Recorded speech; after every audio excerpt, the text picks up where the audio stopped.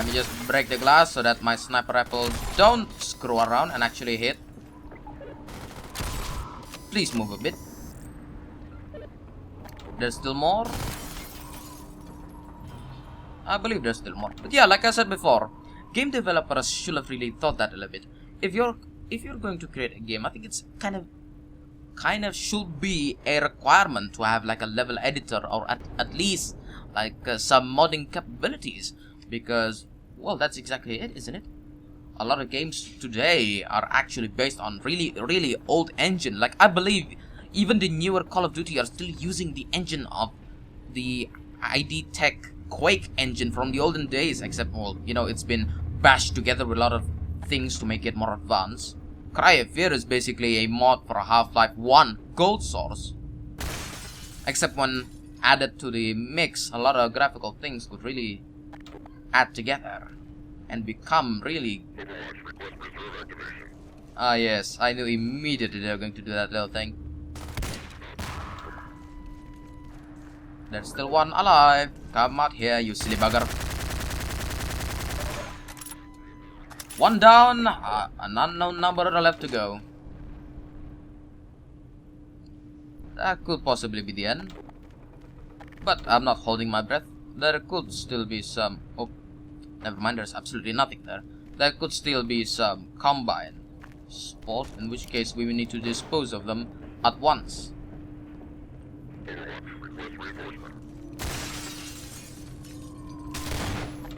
That was a mistake. I always hate it when that happens. You know, one of the funny things about Windows Sills and Gold Source or Source is that the fact that some of them you can get killed throwing grenades through that. Let's continue forward and see what happens,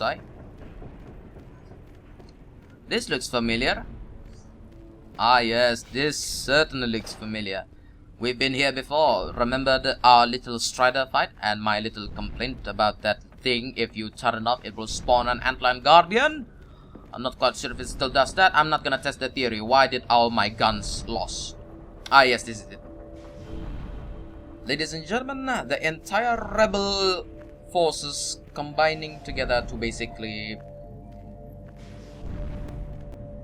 a ghost. Look, it's Magnuson with no eyes again. That bug's gonna get really annoying.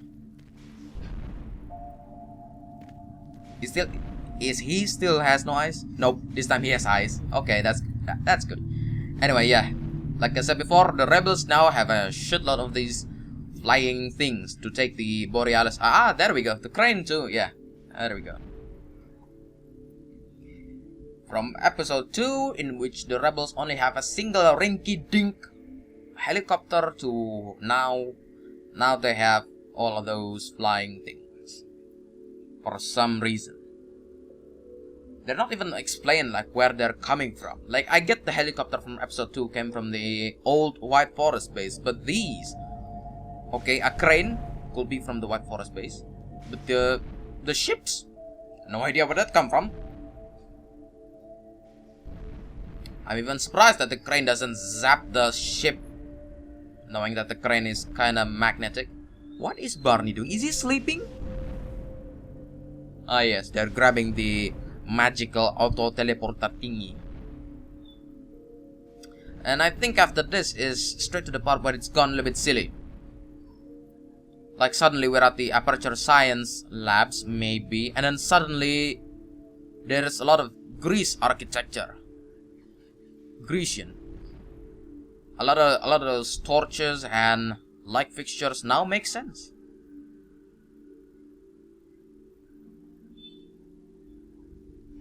Rebel cars, ladies and gentlemen, from the shitty looking buggy to the god awful looking jalopy to the suddenly very expensive looking car. And now they have an airplane. Wow, the rebels at this point should have probably won the Combine War already, because boy oh boy, they got a hell lot of ordnance at their part. You're going to hit that pole, they just clip through the pole. the plane just clipped through the pole. Okay. That's cool. That's fine. I'm glad. And the rebels have positioned themselves very effectively for an ambush. Okay, here's G-Man at the center of the bloody cutscene again. Because Leon couldn't be arsed putting him in a hard-to-locate place. Ah yes, this is it. All of a sudden, no more snow. It's all just tropical Greece, I think. Most of the architecture looks like freaking Greece, so I don't know. You know, I sort of thought that this was actually the end, that the end credits will roll anytime soon, but no, this is just another one of those cutscene black borders effect that's placed for some reason. And then it gets cut away too in the middle of the cutscene, as if, okay, cool. Like, see, Aperture Laboratory, so now we're suddenly here. But we're not.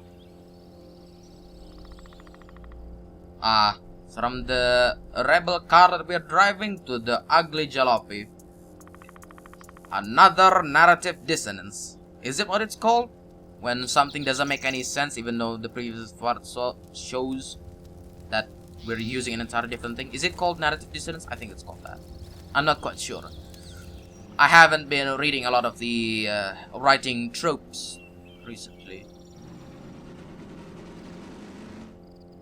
The jalopy is not rolling its wheels. The jalopy.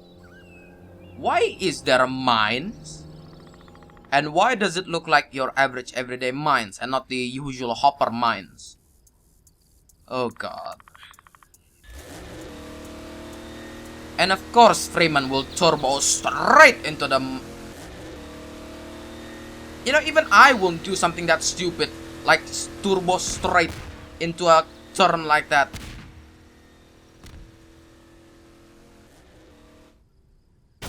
Okay.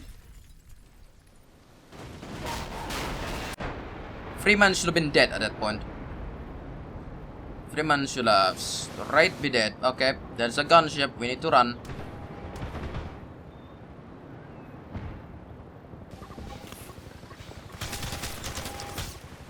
Okay, seriously, stop. I don't need that.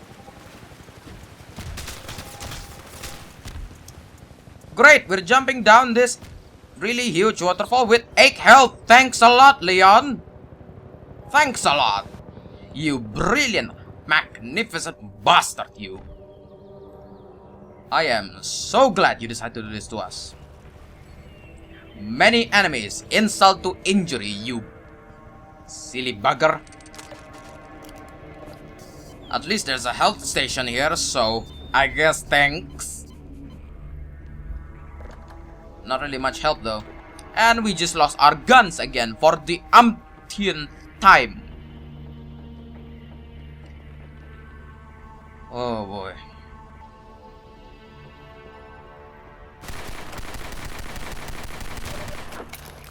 And of course we're faced immediately with a guy with a shotgun because screw us.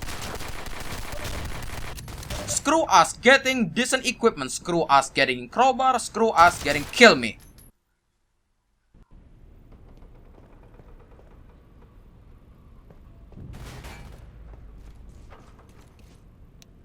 Wait for it.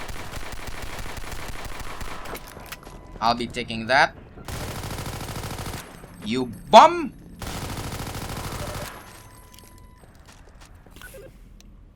Now we're at optimal condition. Thanks a lot. Ammo for the air too that I do not have. Thanks. Thanks. It could be in the SMG, it could be in the shotgun, but no, it had to... Wait a second. Why is this... Okay, that is silly. I don't know if that's Valve's fault or if that's Leon's fault, but never mind that. That's probably on Valve's. I think I had that happen a couple of times before. I don't care about the gnomes. I just don't care anymore.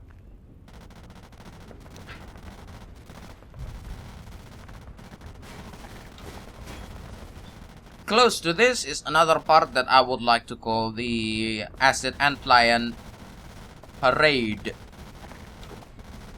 Which is, yeah, basically an entire armada of Acid Antlions nothing but acid and plants. Delightful. I lost my gravity gun. I lost my sniper. It's all delightful, not really.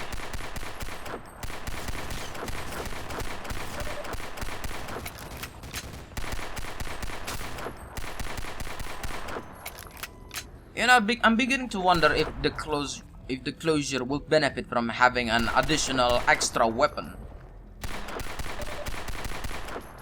Like, sure, the sniper rifle. Never mind. Hold on a second. Like, yeah, the sniper rifle is cool and all, but it basically replaces the crossbow, and well, we no longer have the bug bait, and well. Technically, if this were to count as an actual episode 3, that means it would have less weapon than Half-Life 1 and Half-Life 2. Not combined, it does still.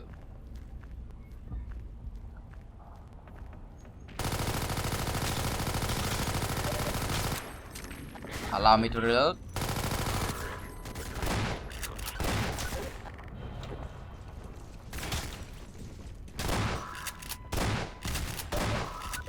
Ah yes, the R2, I've been looking for you.